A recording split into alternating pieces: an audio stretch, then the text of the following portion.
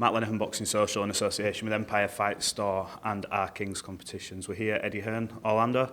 How are we, mate? Looked a bit tired this morning when I see you come back from a run. Yeah, I was. I've just done 7.5k. I'm not surprised. You'd be tired if you were 45, 17 stone and just done 7.5k in the heat. Didn't see you out there. I was working away, mate. Yeah, right. It's nice, bit of sun. I love this place. Caribe Royale. You been before?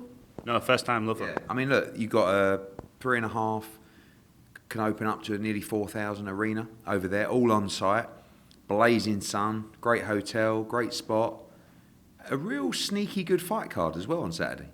And looking forward to it. Looking forward to this. Massive show in Sydney next weekend. Then we're in Altrincham for Pat Brown. So we're Orlando, Sydney, Altrincham. Living the dream. Absolutely. It is a good fight card. There's some interesting sort of narratives on it. I spoke to Jaleel Hackett yesterday. Some set of balls on him going back into that rematch. I want to start with Edgar Berlanga. Obviously, we interviewed him yesterday. The big thing that he was coming across was saying, look, this fight is for me to get done. I'm becoming a free agent now. It'll no longer be me getting promoted. We're going to be partners.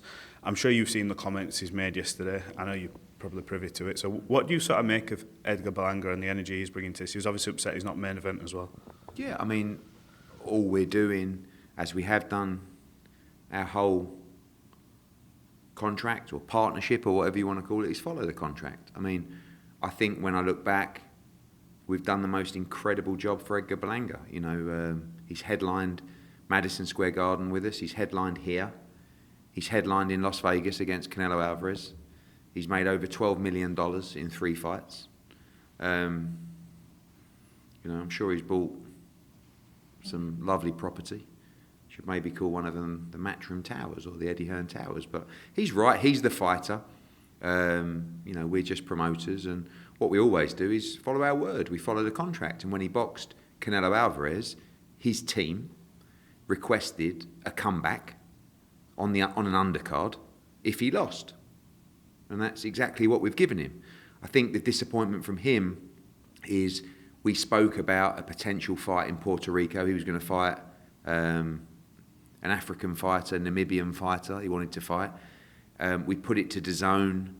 DAZN then, obviously, the contract said just an undercard fight. Then we tried to make it all work. We ran out of time, to be honest with you. And so therefore, I didn't want to not deliver our promises. And we went ahead and we put him on here, and it's a great addition to the card. So, yeah, in terms of the free agency, he's a free agent after the weekend. And if we never work with him again, I'll shake his hand and I'll say, I hope you realise the incredible job we've done for you. I love working for you. He's a good man. He's a great fighter, big personality. But, you know, we can look each other in the eye and say, great couple of years. If not, we'd love to carry on. But it's got to work for everybody. You know, I'm a big believer. I don't think there's anyone really in the game who, like me, refers to the fighters as the boss. I work for the fighter. So it's not, you know, this whole thing about, yeah, I'm the boss now. You know, this whole thing with fighters wanting to be the boss and wanting to have their own promotional company. Do you know how many fighters who own their own promotional company, when it comes down to it, really want to put their bollocks on the line and have to put their money up for a show? The answer is absolutely none. What they want is, they want a logo, right? They want Haney Promotions, they want Berlanga Promotions, blah, blah, blah, all this kind of stuff. Sounds great, nice and fluffy. Okay, if the show flops and you don't sell the tickets that you think you will in your head, which is always wrong as a fighter, you may fight for nothing. Or you might fight for a lot less than someone that was willing to bankroll the whole event. So you've got to be smart with it. But I'm relaxed. You know, I think we've got a lot of business we can do with Edgar Berlanga. And if not, we can look him in the eye and say, mate, we completely changed your life forever. And you deserve it, mate. Good luck to you. Does that sort of, are you that thick-skinned now where when you see the comments, it's like sort of water off a duck's back because you know yourself, you've just mentioned there, we got his side yesterday, you've just given us yours today. You've made him a multi-millionaire throughout the course of his career. Or does it annoy you a little bit where you think, hang on, look, we have done right by you? Honestly? Honestly, I'm so long in the game. don't even move my heartbeat one pulse. At the end of the day, I know what we've done. And anyone with a balanced opinion will look at what we've done and go on, wow, look what you did for Edgar Berlanga. But he followed everything that he said he would in the contract, and so did we. And as long as you can look yourself in the mirror and say, I've done the best job for you, I delivered all my promises, every word I gave you I honoured, no problem. So, you know, I don't see us going to fall out. I get the whole thing about he's on the undercard and, you know, but he didn't want... The reality is, he wanted a soft fight straight off Canelo, which he should. He's not doing anything wrong. And, like, you can't just main event. You know, you can't just think that just because you fought Canelo and you went 12 rounds with Canelo, you can fight a poor fight and headline and get a load of money and sell out an arena. It doesn't always work like that. So we've got to be smart with it. But he is a star, and I really like Edgar. And, you know, but when I see those interviews, I just go, you know, I don't go. I think that's one thing. Someone said to me the other day, I won't mention who, but he's like, you really don't sulk, do you? You just, as long as everybody's getting paid, you're quite happy, aren't you? I go, yeah. I'm not interested in it. I'm not interested in the drama. He said, oh, what does this mean for you? People are so like, nothing to do with Edgar, but people are so like, oh, what are they gonna do now? Like, you've got to stop worrying about other people. Just worry about yourself and your vision and your lane. That's it. And, you know, too many people waste so much time thinking about other people and what this has happened and what effect it has on them and all that could get them, or what's going to happen now. Worry about yourself. And like I said, we've done an amazing job for Edgar. We hope we can continue. If we don't, we'll shake hands and say, I wish you the best of luck, mate. I always want to see him do well. A day or two ago, Tyson Fury put a reel out. I think we commented on it as a channel. I think Matchroom did, and we thought, here we go again. And then Soccerhead. Bit gutted, or did you already know what was going on? No, I knew it wasn't. Well, I'd like to think I was close enough to the loop to know if he was making a comeback. But I don't know. I think I'm pretty confident Tyson Fury will fight again. Confident he fights Joshua. I hear rumours coming out about the WBC would sanction that Caballero fight. He ain't going to fight Caballero. What? Like, there's only one fight he comes back for, in my opinion. And he might not come back, but I think he will. Maybe I'm just, you know, hopeful. But I actually believe we'll see Joshua against Fury this year. I do. Big stadium fight, Wembley, Old Trafford. Anywhere you want, don't matter. But again, look, Tyson Fury's Tyson Fury. You don't know. You don't know the truth. You know, maybe he's at home going, oh, this is lovely. You know, popping down the gym, going out for a bite to eat. I haven't got to go into camp. I haven't got to do fucking interviews. But then he can't not really miss it because he signed up for Soccerhead. You know, I know it's charity and everything, but it does stick you in the limelight. Mm-hmm.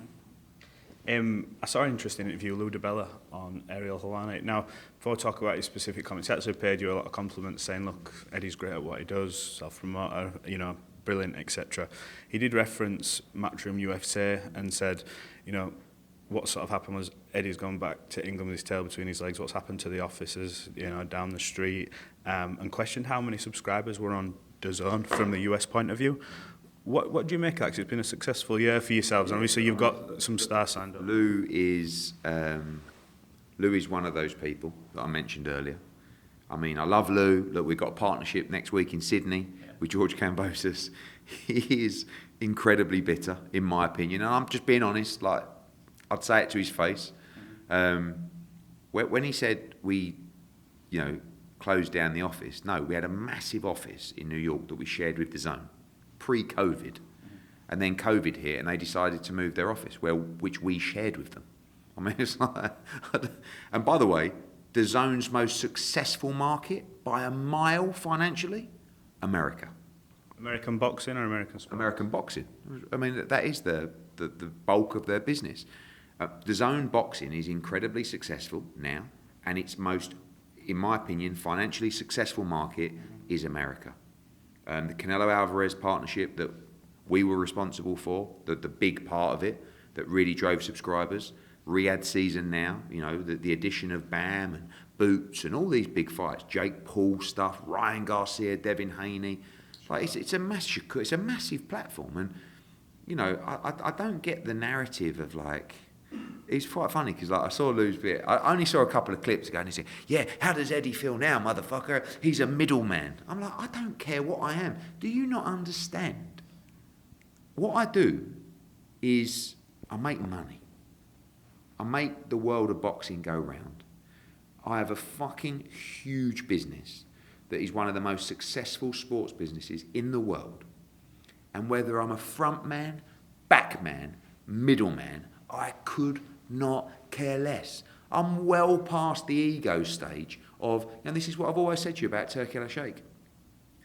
Like, you know, people, I mean, when I said I'd clean his shoes, I mean, it was a little bit like tongue in cheek, but I don't know, like, you know, quick buff. It doesn't make me a bad person, does it? But what I'm saying to you is I know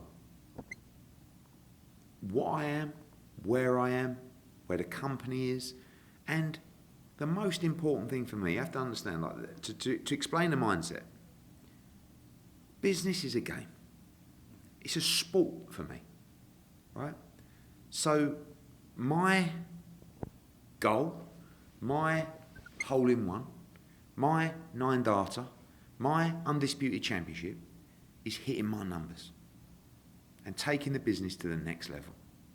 Whether that's another round of investment, whether that's an inevitable float on the stock market, I have numbers and targets to hit.